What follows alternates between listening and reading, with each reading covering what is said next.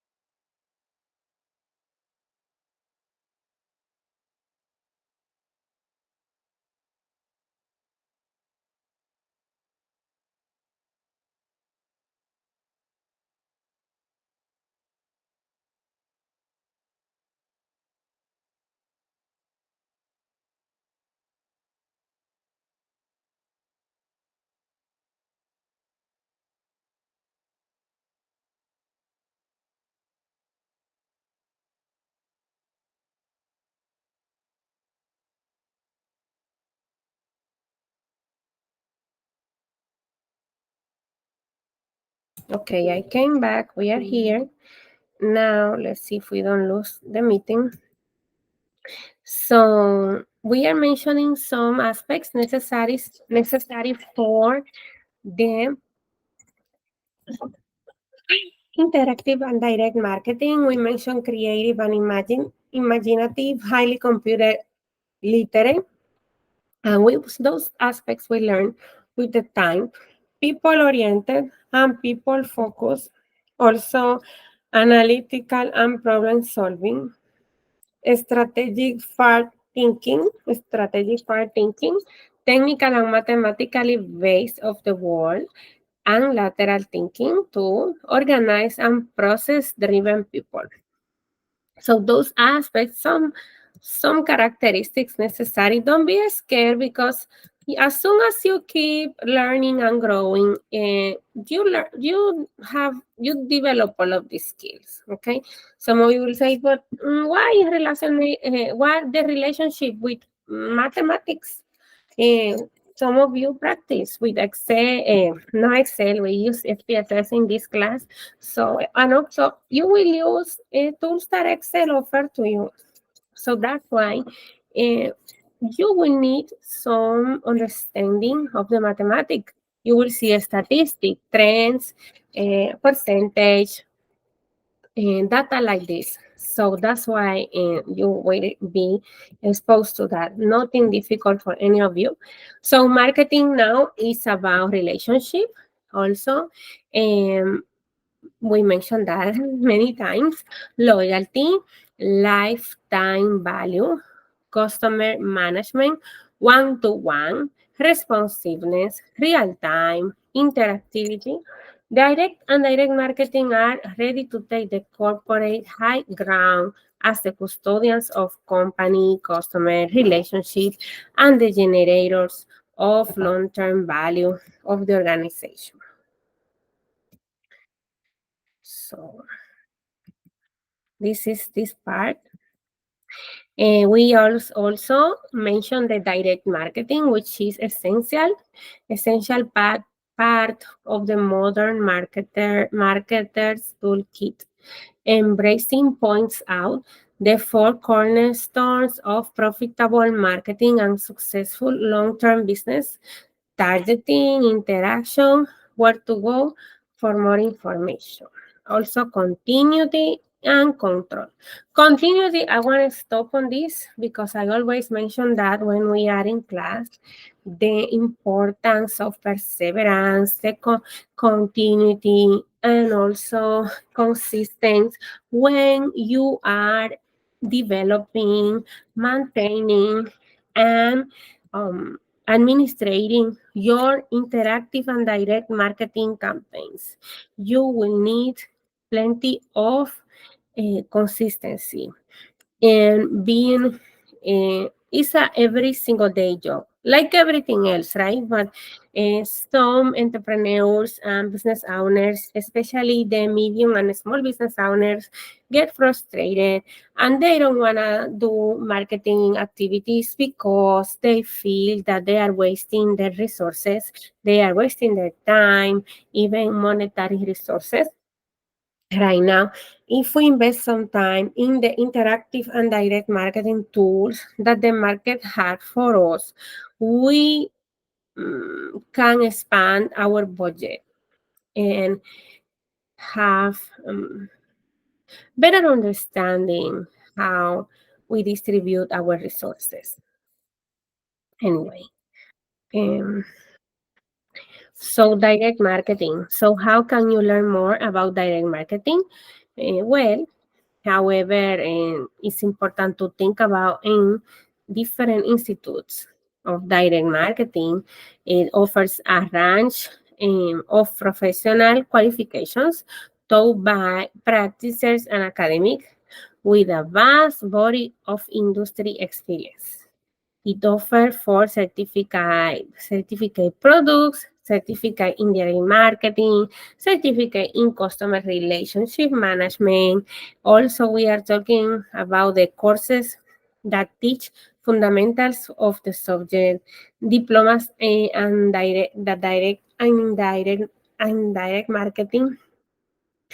We can obtain takes the topics of the certificate courses and looks at the stage application and integration in business. This diploma is recognized around the world as the leading direct marketing qualification, and it's seen increasingly as the most studied via distance learning by evening class or intensive mode. So, um, in simple words, people, we can get different kind of education in this sector. That's what it says. In online, it's very easy now. Some of you may be studying marketing or business study course at college or university, or maybe this is the one you will take in this program. Actually, no, because you will do another kind of marketing courses. But with a range of these course options, if you are aiming to enter direct marketing, there are several points to make that some guide your choice of courses or options. It's important to understand the role of the technology in marketing, particularly in order to be able to manage supplies of technical based solutions. Managing supplies is another way where we can use the technology in our favor. However, you also need to know the details of how to produce an effective advertisement or direct mail back and how to manage a campaign. You should look to increase your IT skills, information technology skills, IT, and to be aware that the web is a tool that helps many companies deliver added value to use customers. You need to understand how marketing is developed and delivered to customers. As George would say, marketing is about making a difference. At the key of difference in the mind is the mind of customer. So being the first in the customer mind, it's also that it's something that we always marketers will we want to find. Courses on customer behavior and research will be successful. Something I was mentioned before, marketing research is on my head all the time because it's very useful too. I teach that, but it's very useful for every single business. And there are a huge variety of careers available as direct marketer. Right? The specialist areas of direct marketing include leads broking, media buying, database management and data planning, research and proprietary profiling system, statistical analysis. I love this one. And also work in print shops, mailing house or fulfillment house, call center or contact center work, design and copywriting, website management, and consultancy.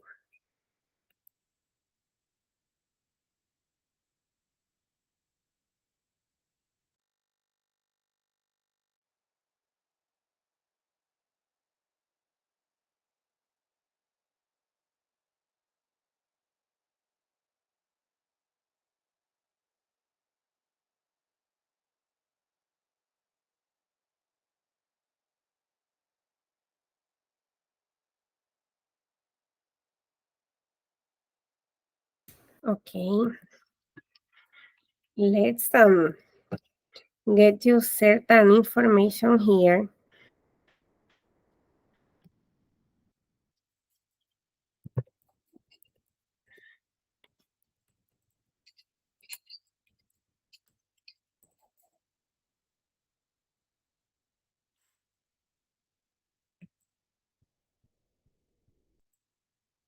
Yeah, let me see that. Yes, you can see.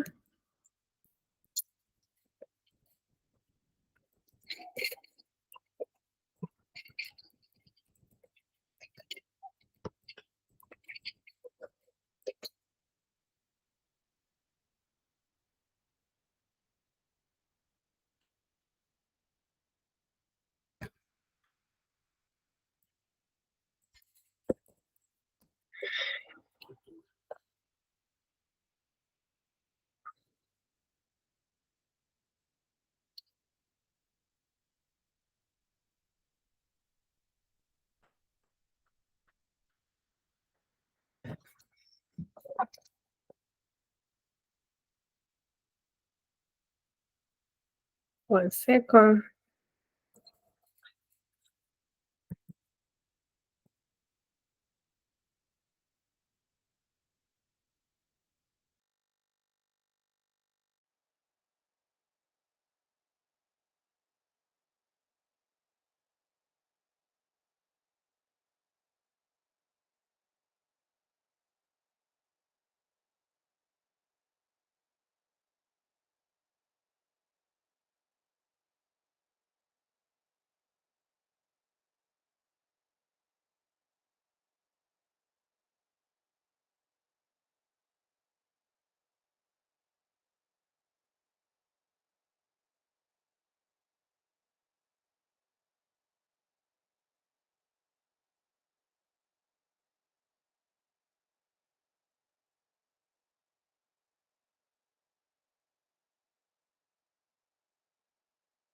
Okay. So because I don't want to miss anything and referring about teaching in digital marketing, I will leave you a little reflection with Seth Godin, and we're gonna come back and keep in the class. But I will show you information about Seth Godin, which is marketing specialist, and he have an interesting video saying what they don't teach you about direct marketing, talking about careers in interactive and direct marketing.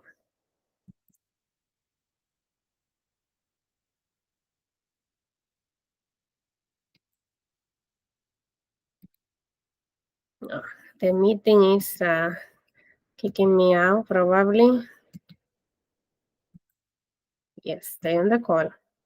Because if not, I get kicked out so fast. Okay, I'm sharing.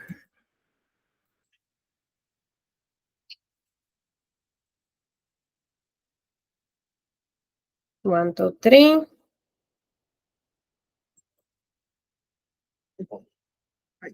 would pay $200 extra.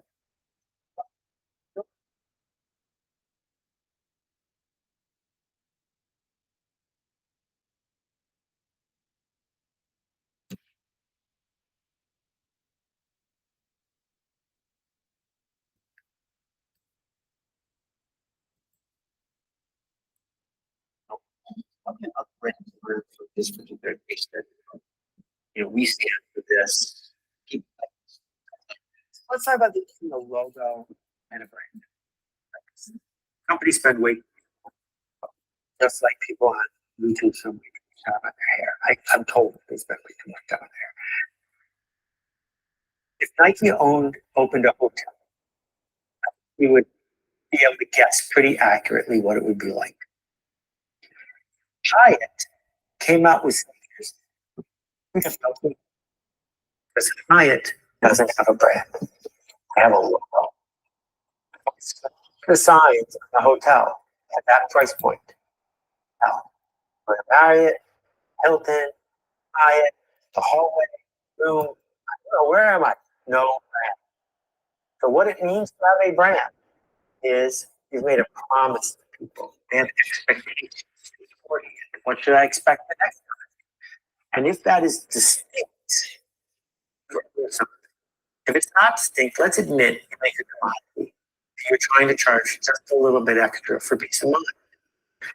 Problem that Hyatt and Hilton and Marriott and the rest have is sort by price. Because if I go online now and find a hotel, it's really simple. Sort by price.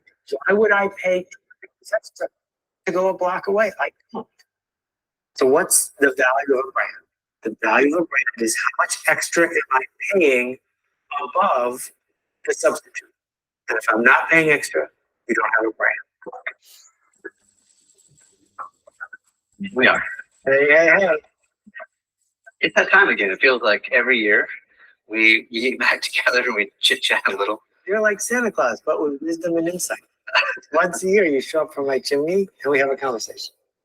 I always look forward to this. I'm not going to ask you how you got this job this time because after half a dozen times, I think I know the story. But I do want to know about this book. I want to know. I've always thought of you as the godfather of marketing. If Peter Drucker is, old school, not outdated, but just like, he came before, he's the previous generation. I always think of Seth as the new generation, Kiss the Ring. And so help me understand, this seems to me to be like the quintessential book on marketing. What's your take? The thing is, I don't do any consulting because I don't have the patience for it. And what I love to do is find people I care about who are doing work that I'm proud of and give them free advice. How can they achieve their goals, bringing their work to people who need it? And what happened was after the 50th time, I heard myself saying the same things again and again. I started this seminar, the marketing seminar, which lives online. And it's not inexpensive, but it's really effective. It's a 100-day seminar with so far 6,600 people have taken it. And what happens inside it is I was teaching people interact with my lessons. I put 50 lessons together and see how they interpreted them, and watching them change and watching them work. So it occurred to me, wow, I know how to make, maybe I'll turn this into a book for people who don't necessarily want to commit the time to being someone. And one thing led to another, and the book became the book that it, which is, yes, my version of advertising. It never existed. If David Ogilvy had never, if the old model, which was so magical, wasn't available, because I don't think it is, if I could teach marketing to someone, what would I teach them? So there's nothing, I think the word Twitter might appear once in the whole book. It's not about social media. It's not about growth rating points or event conversion. It's about work that matters for people. So break it down for me. Kind of what's the path? You know, what is the method to the madness of laying out the chapters in the order that you did, or the order? The order you have to begin by undoing the marketing. You have to undo this idea that marketing is selfish, that marketing is a scam, that marketing is this short-term interruption thing. So I spend a bunch of time on that. I wish I didn't have to, but I do. Because I'm saying to you, you're a marketer, and it's not an insult, it's a compliment. What marketers do is we make change happen. Okay, which change? For who?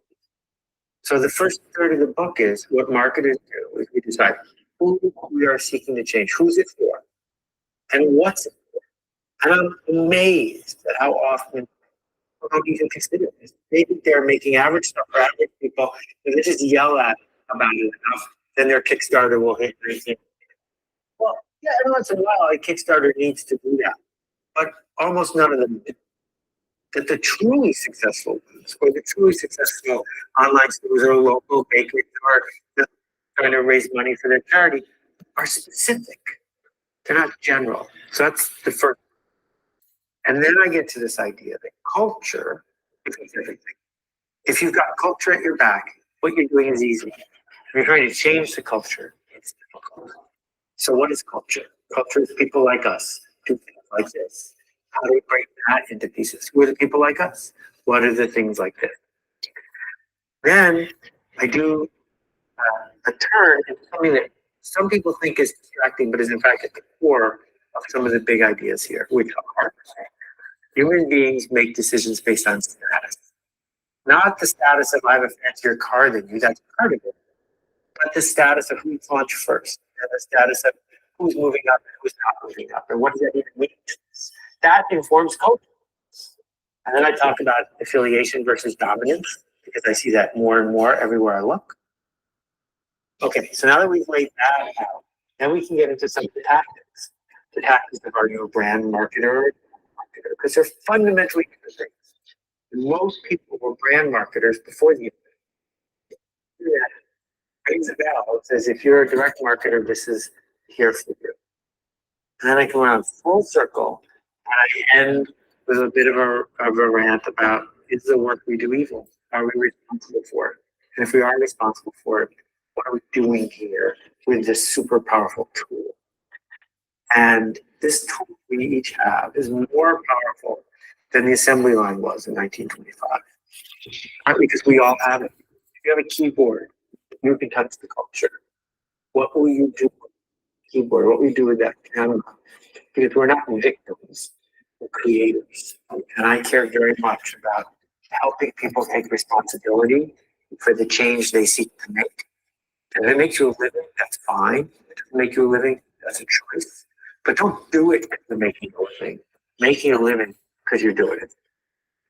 Yeah, well said. Can we go back just a second and maybe delineate or clarify brand marketing versus direct marketing? I think I know what you're saying.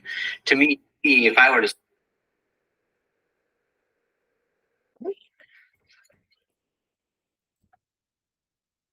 Let's stop it until here to keep with the chapter. Okay, one moment. So we mentioned that already, and then we keep, looking at the careers in marketing. There are a huge variety of careers available. Client-side operation, This is covering the direct marketing of brands. In all sections of industry, you may be managing other activities that support a brand or alternatively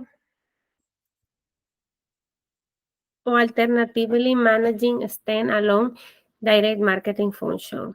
Recent moves toward integration have created opportunities for direct marketers to move easily between star executive level and can take you to board level responsibility in many organizations. Agency. Agency life offer variety and fast pace. Most account executives will work on a range of different client works.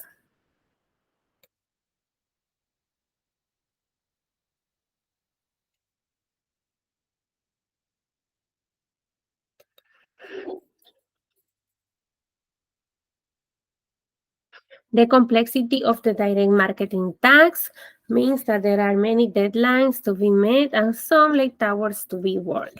Well, yes, always marketing will require you certain amount of time. Is demanding. Let's say this way, it's a demanding.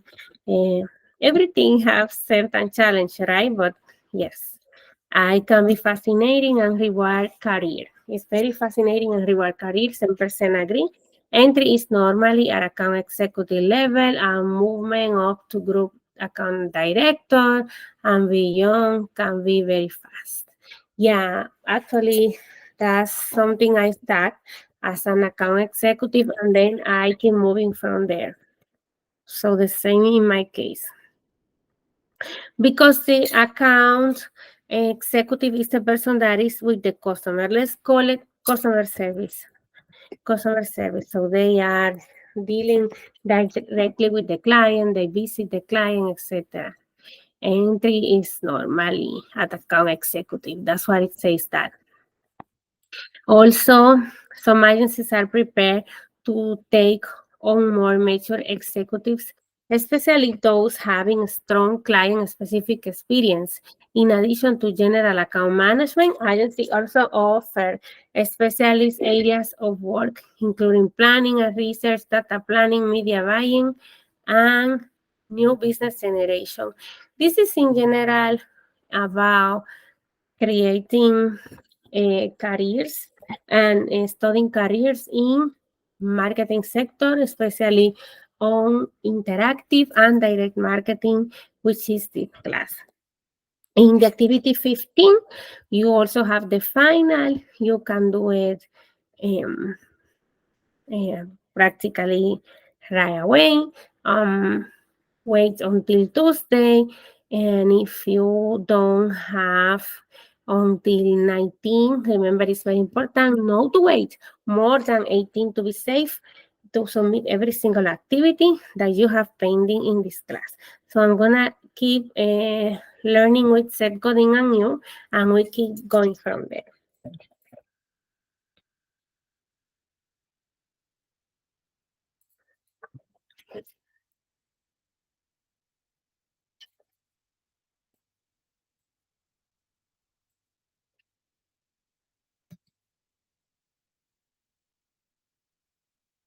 Say it, I would say brand marketing or advertising, because to me, one is a push button and the other one is a pull lever.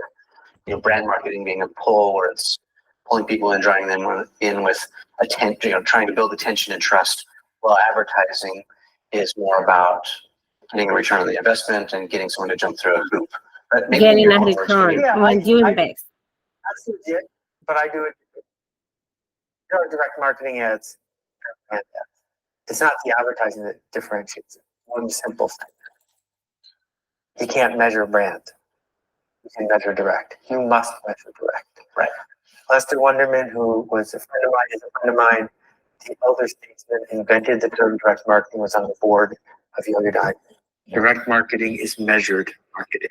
You can measure it, you're going to act differently because you can see what happened Tuesday and you do on Wednesday. Brand marketing is a TV special. Brand marketing is the Airbnb logo. They don't can't test their Airbnb logo every day. It's that's part of the way you tell the story of who you are. So a lot of individuals who don't like marketing can't get in trouble for a long time because no one knows if it's working. It's magic alchemy. The absolute vodka ads back in the New York for all those years. They didn't work. They didn't work. They didn't work. They didn't work. So no, very few people make an Apple Super Bowl commercial that changes everything. Generally, what happens is people show up, put their brand into it, with or without an ad, right? Marketing is where to put your store.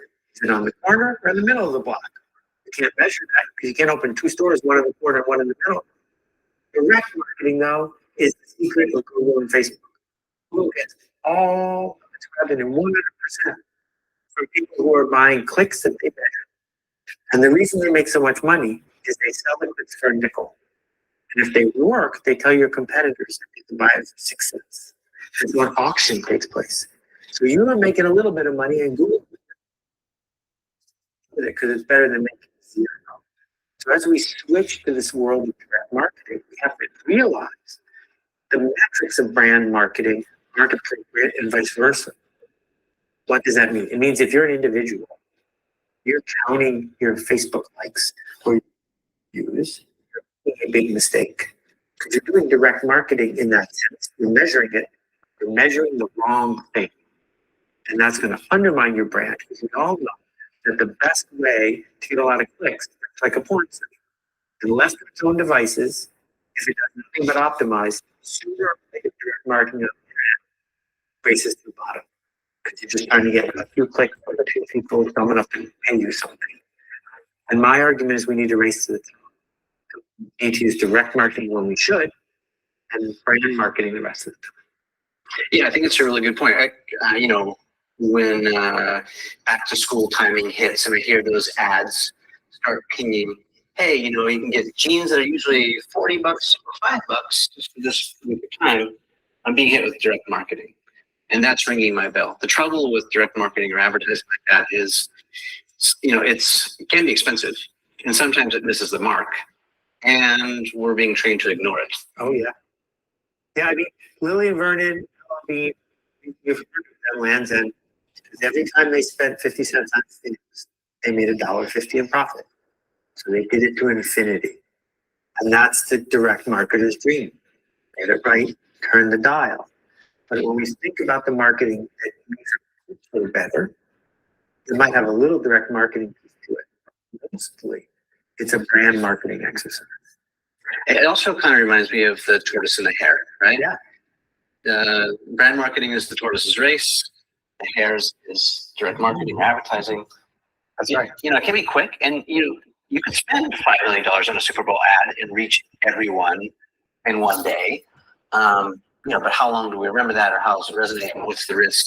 Exactly. Can you weigh in on what seems to be the quintessential brand marketing play today as we talk about it, Colin Kaepernick? Okay, so there are a few things that need to be understood about that. Biggest one, you are not, I am not Nike. Nike is a bit of a special case. Number two, the vast majority of Nike's future and its present is overseas sales. So they're showing up and they're saying, we're not Puma, we're not Adidas, we are Nike. Well, you can't say that by pointing to your sneakers.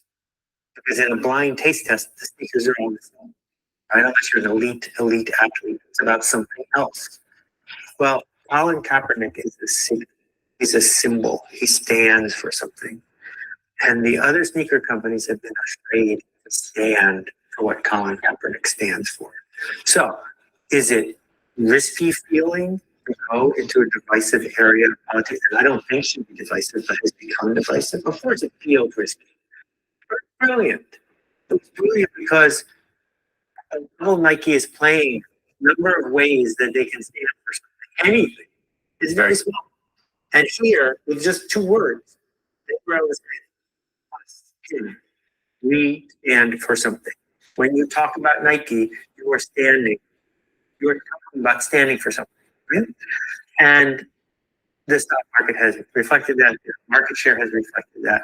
It's not easy for a brand to do something that singular. What's interesting is if Seagram's had done it, or Mattress Firm had done it, or some other actor, it wouldn't work because they didn't have the DNA to match it. It would have been a stunt.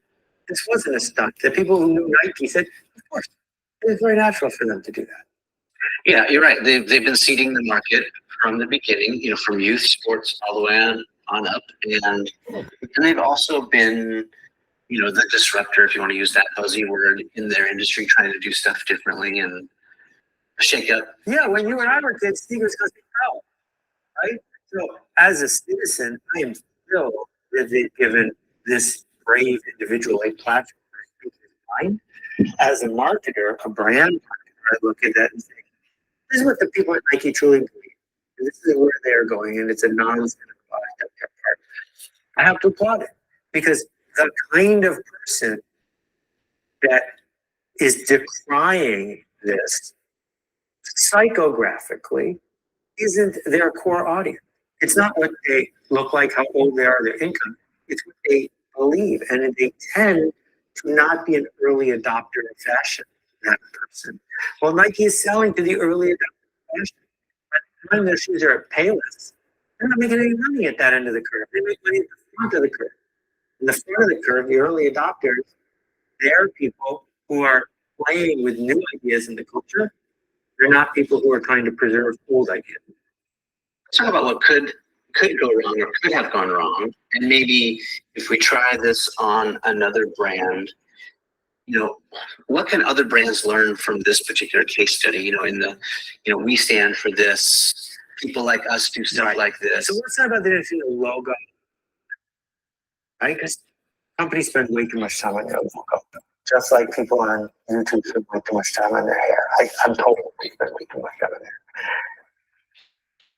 If Nike opened a hotel, I think we would be able to guess pretty accurately what it would be like. If Hyatt came out with sneakers, we have no clue. Because Hyatt doesn't have a brand. They have a logo. If I swapped the signs on a hotel at that price point, you couldn't tell. If you were in a Marriott, if you were in Hilton, if you were in a Hyatt, the hallway, the room, where am I? No brand.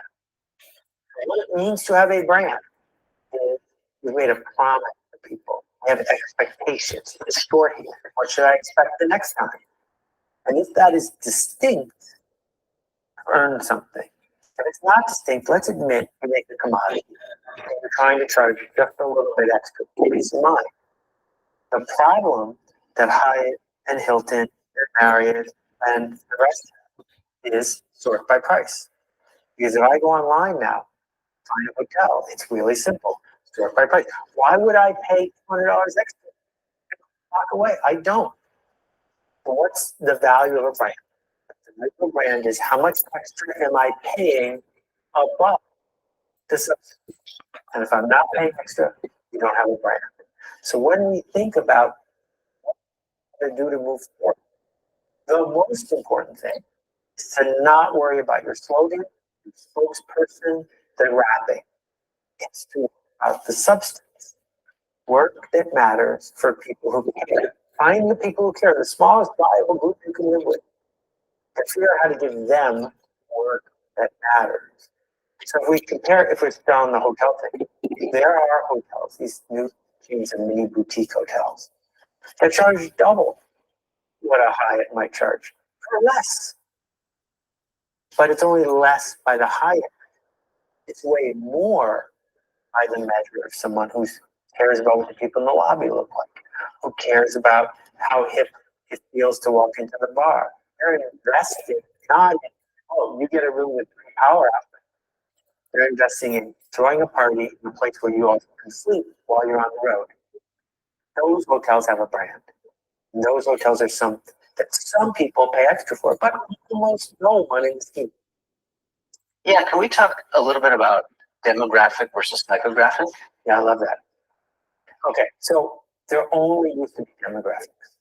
The only thing a marketer could pay attention to is what kind of car do you drive? How old are you? What's your income? People buy all those things for mailing list.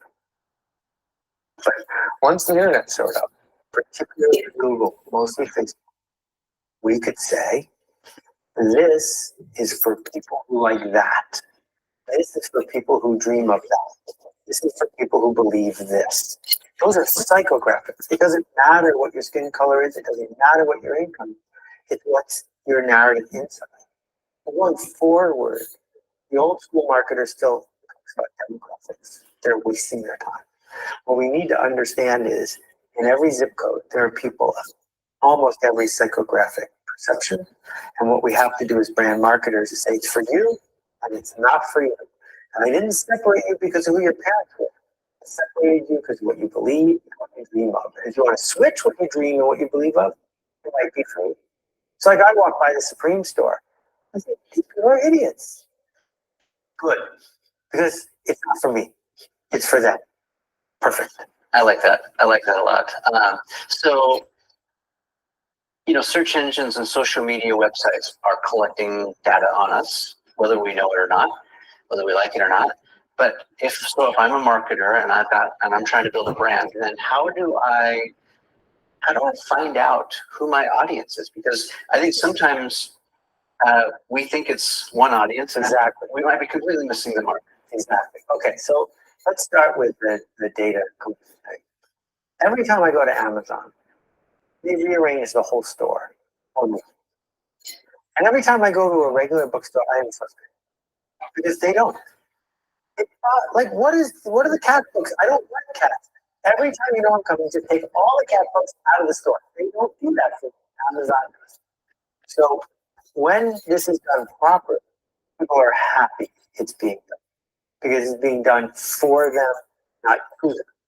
When it's done improperly, it's when you get a phone call from your credit card company and they say, "We noticed you've been going to a lot of single bars and strip clubs.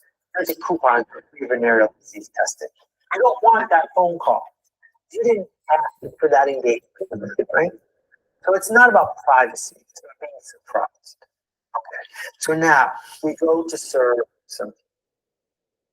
I'll begin by saying I don't think you have any good marketer unless you have empathy for the people you are seeking to serve. So what do I mean by empathy? I mean, you don't know what I know.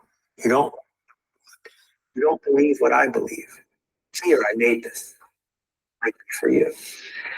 Now, the best way to begin as an amateur marketer is to start with people who believe what you believe. And great.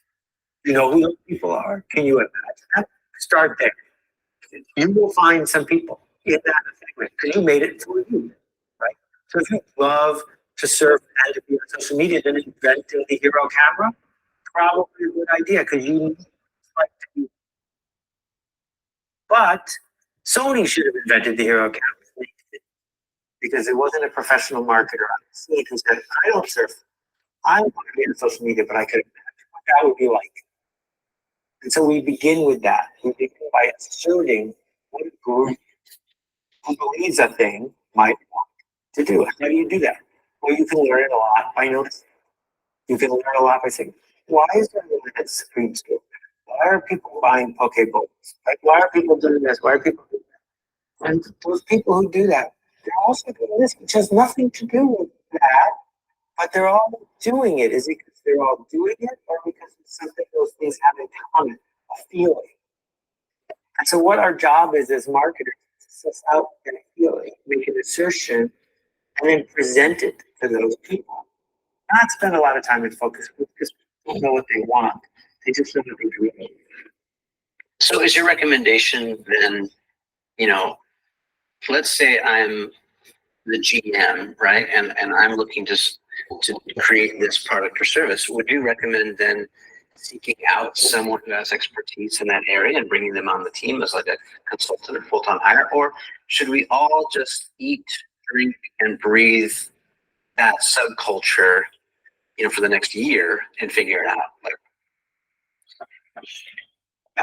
When I was, we were hiring a lot of people. So we took out a full page ad in the New York Times, which was super fun to do. And 500 people showed up and we interviewed them in groups. Really cool. And we sat around the table in groups of 8. And the question I asked a group of agents, working together, there was no Google, no smartphone, working together, figure out how many gas stations there are in the United States. What would happen around that table? Two people would say, I'll take notes. Two people would say, whatever anyone else suggested, no, that's wrong. We didn't really. People would say not much of anything, and then people would leave this conversation. It's really fascinating, and you can guess who I hired. But every once in a while, someone would say, I don't have a car. And that was really frustrating. And so it wasn't a question of how many gas stations have you seen in your life. It was figure out how to be wrong on the way to being right. To make this series of assertions about where to go. So when you think about the people who built, Dropbox. Dropbox was built to solve a personal need. That's great as far as it goes.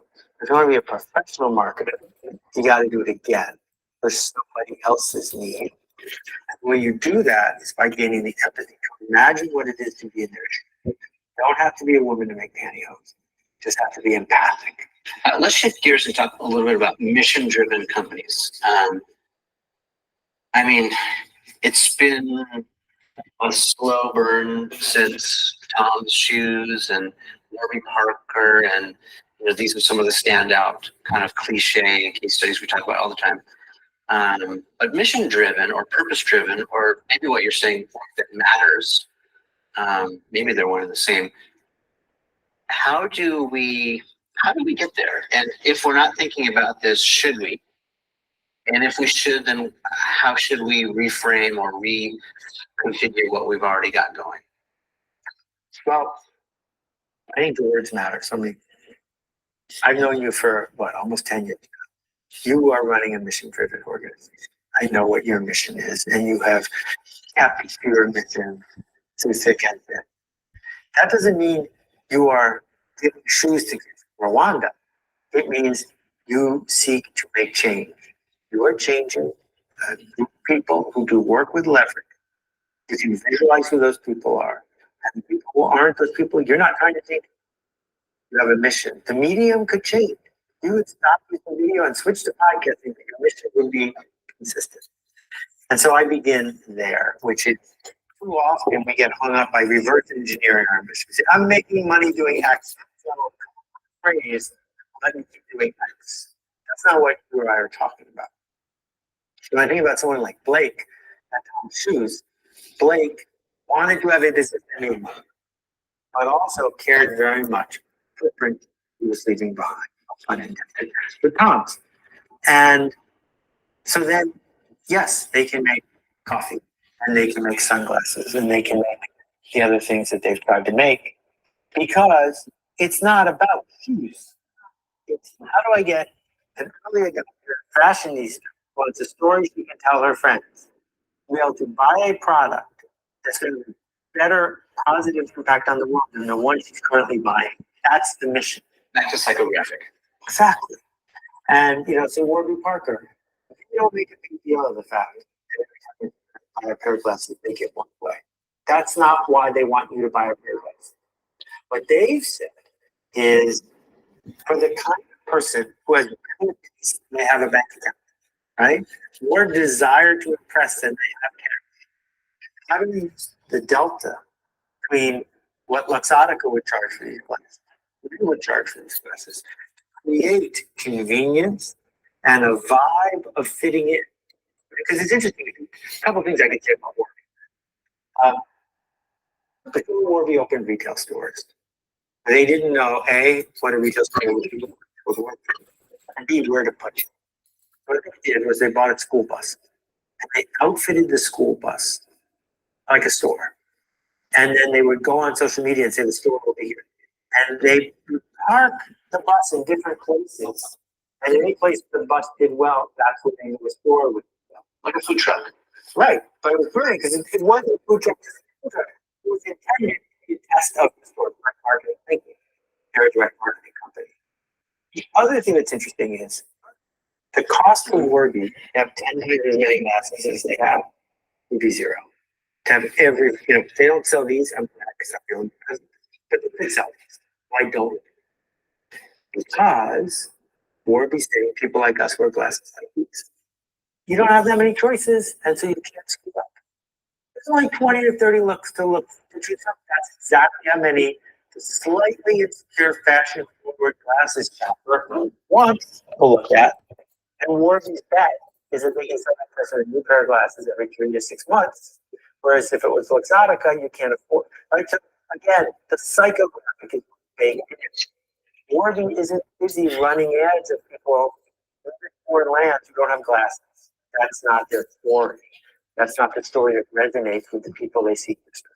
Yeah, and if I can add to that, I think that they are a user experience company. Exactly. It's one of the smoothest user experiences I've ever had on the web. It's super convenient and respectful.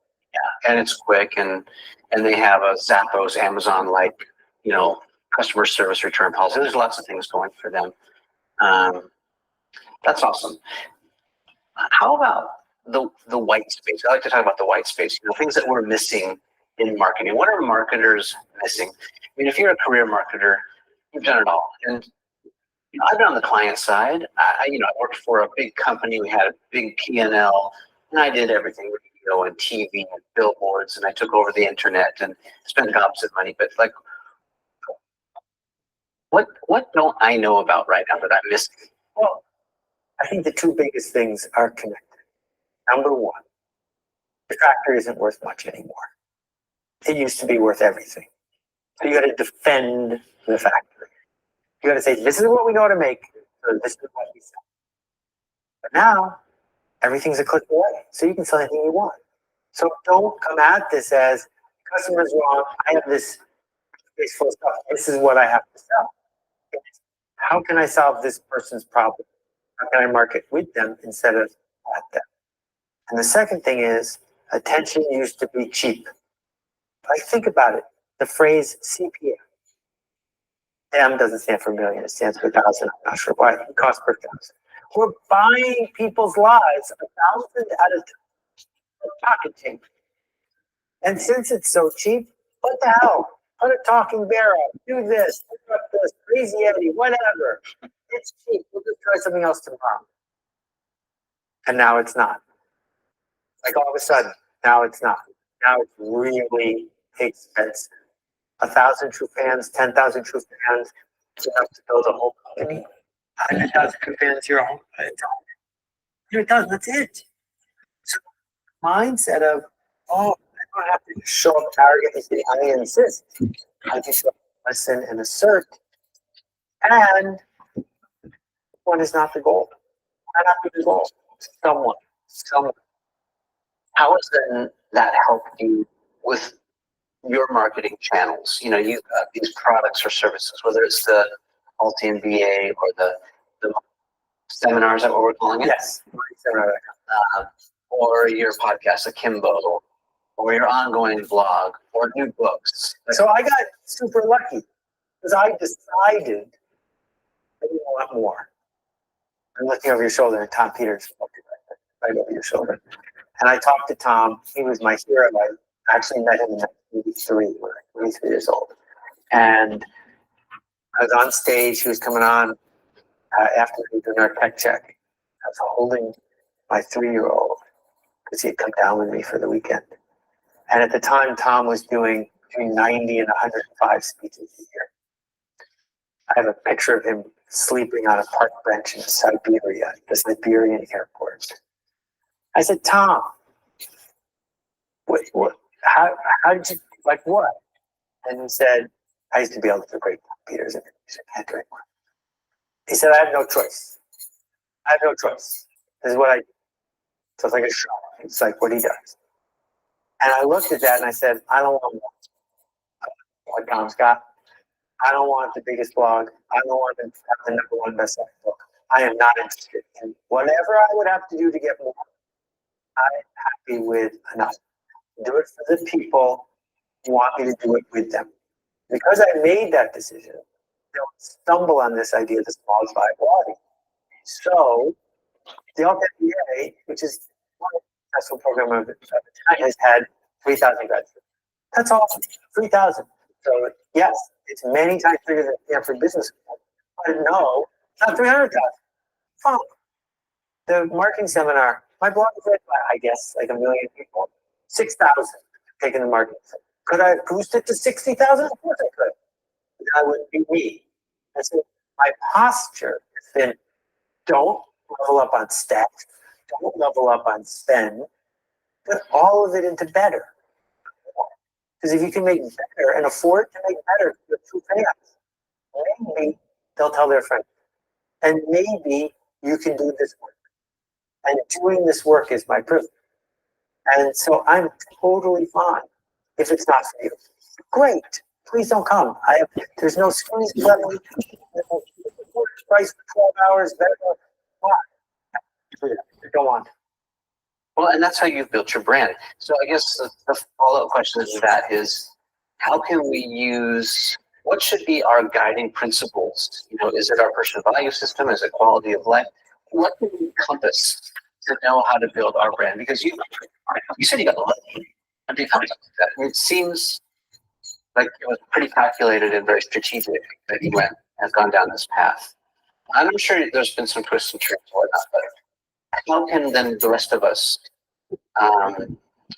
create the compass? What is our compass? I think you got to tell yourself the truth.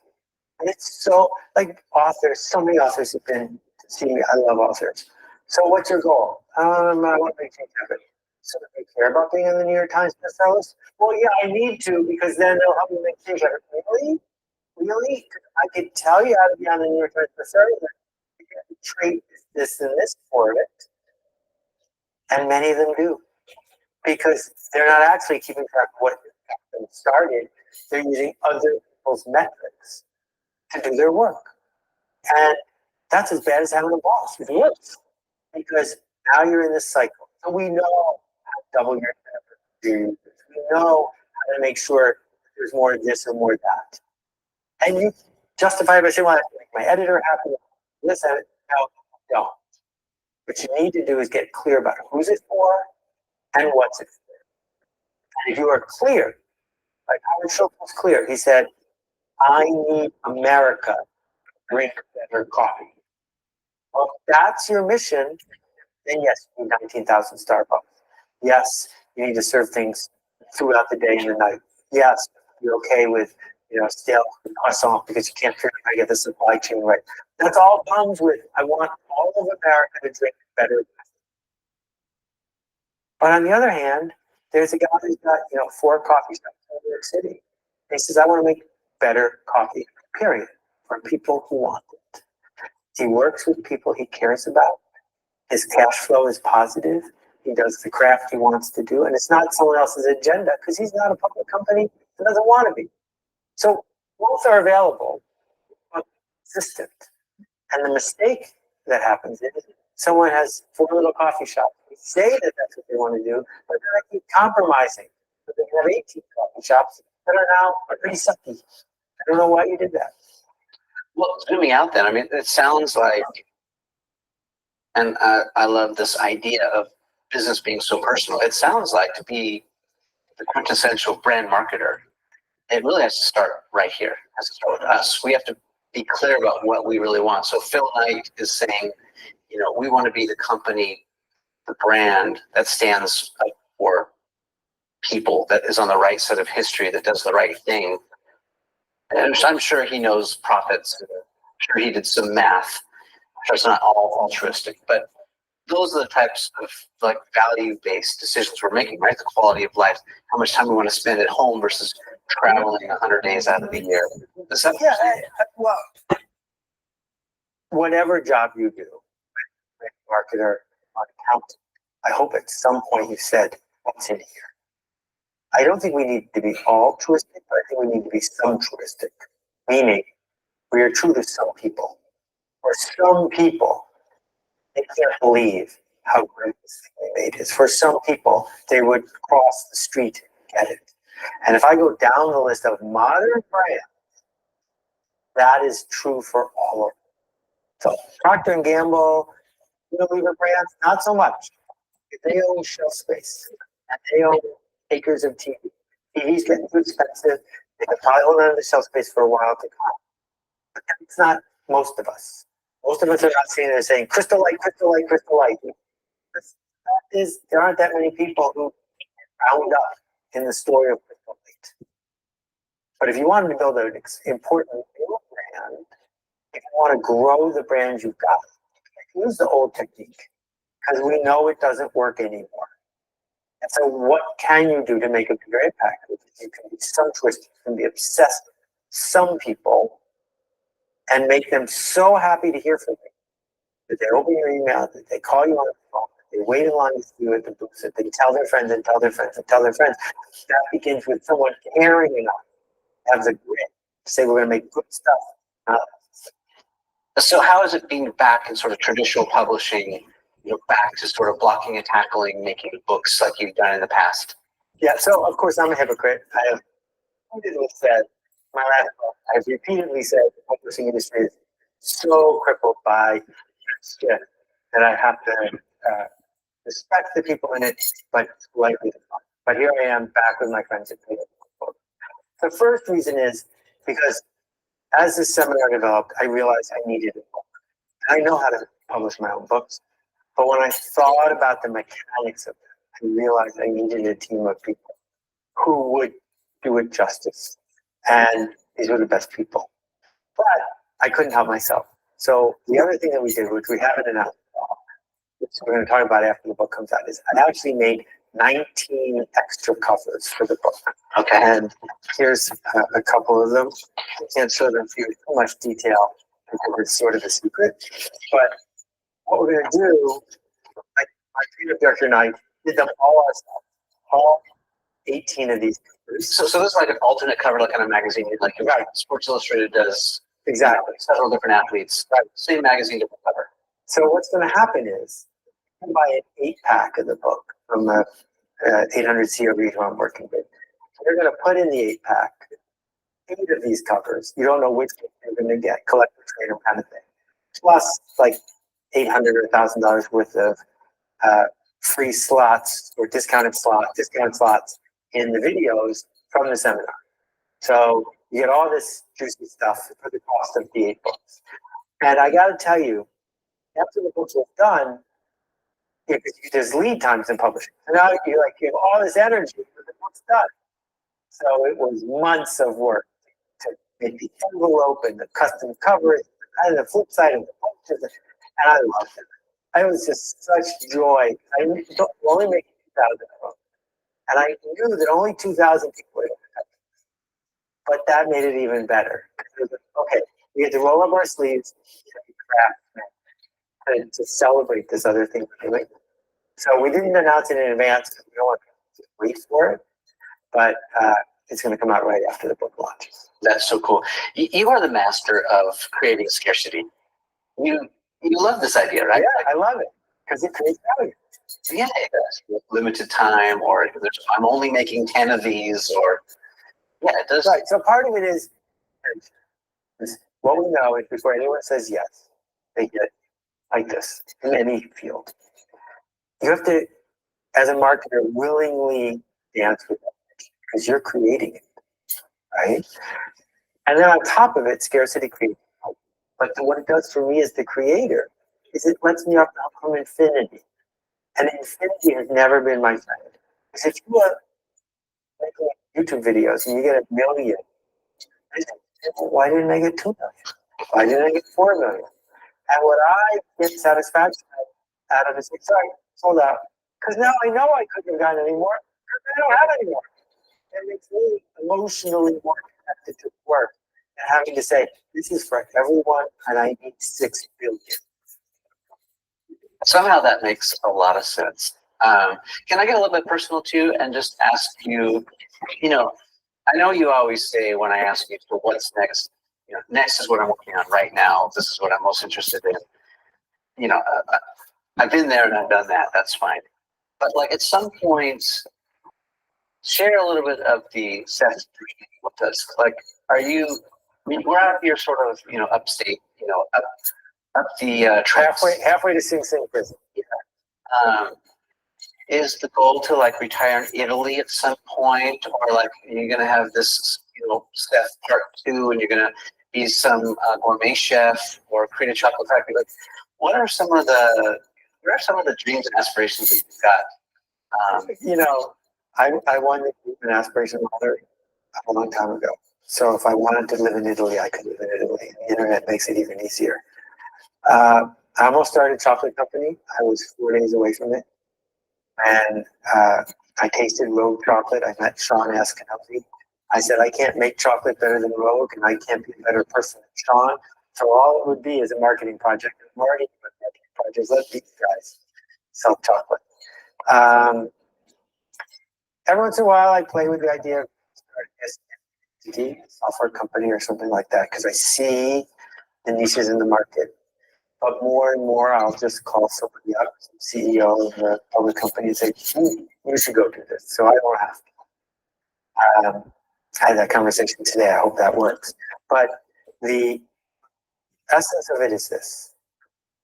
For someone who's lucky enough to be able to do almost anything he wants, this is what I want to do. I want to be a teacher. I want to be somebody who helps turn on lights, helps people, not everybody, some people, see things that they can't unsee.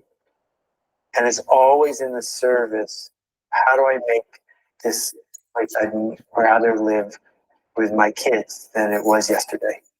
Because if we could all figure out how to do that positive cycle, I think that's what makes culture matter. So yeah, tomorrow morning I will wake up. I've done what I'm supposed to do for my publisher. I'm off the hook. And I haven't written anything new, and I'm not building a new course right now. I got the courses we run because they work, and I want to run them again. I got the team of people in 40 countries who work with me on various projects, and I trust them and I love them, and I want to do it again. But it would be very hard for me to stop doing this right now. Like giving up the airplane has been hard, but I've mostly done it. Now I'm down to one a month. But other than that, everything else about what I do is a privilege, a true privilege.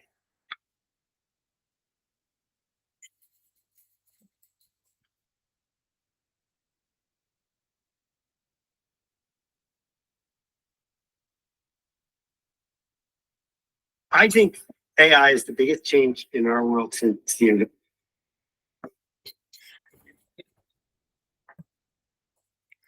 So let's come back. I will create, actually, I think it's better if I create this video in another. I will do this. I will interrupt the class until here, and I will create a video number 3, which I will do create a Google business profile with a Gmail account from zero. So I will do that, and you can. Let's do it now. It's okay. I don't want to do another video because it's going to be more confusing. So let's do this together. I'm going to go to this. I'm going to go to a Google account so you can learn how to do your Google business profile. Talking about careers in interactive and direct marketing, I want to show you a tool actually that can help you to build your career in interactive and direct marketing. So let's connect in Google, www.google.com, nothing that you don't know. You know this very well. I'm in Google, and I will click on Gmail. I'm just gonna say, try to, how I can tell you, I want to try to log in Gmail, okay? So I'm going to click in the top. You will see like your picture of your initial, and I will add another account just to log in this account and show you how I create this tool. So it's going to be, I'm going to use account that is one of my sons, but I usually do that because I create many accounts already, and all my Gmails are taken, right? For this, and I wanted that you see it from 0. So Alejandro count 1 @gmail. This is my address that I have. And I will put the password. So the same when you are doing this by yourself, you add the password that you have with your Gmail. And that's it. That's how you create your own I'm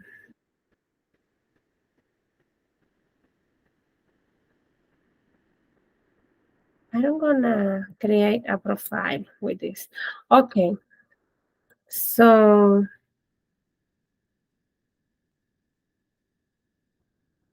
no now. I'm gonna click in no now. This is not part of the class. I just want to log in my Gmail. Okay, so once I am in the Gmail I'm gonna use for this class, okay, I'm in the Gmail. Yes, yes. I will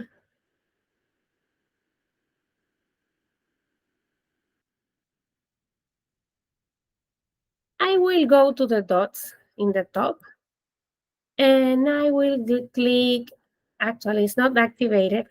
So I'm gonna go to Google and I will type Google My Business. Google My Business. So you can see what I'm doing. Sorry. So here I click on Google My Business, business profile, okay? I'm here with you. Business profile. What is my Google business profile? I just write that in the search bar and I click on the first one, which is Google Business Profile. Once I'm there, I will create one from 0. So now pay attention, I'm creating a business profile from 0. Okay. I will do that in another video. I think it's better for you guys. So I'm gonna stop this recording and I will do a third video with the Google website, Google business profile. I'm gonna stop until here. 1, 2, 3, stop recording. And I'm gonna join again in another meeting.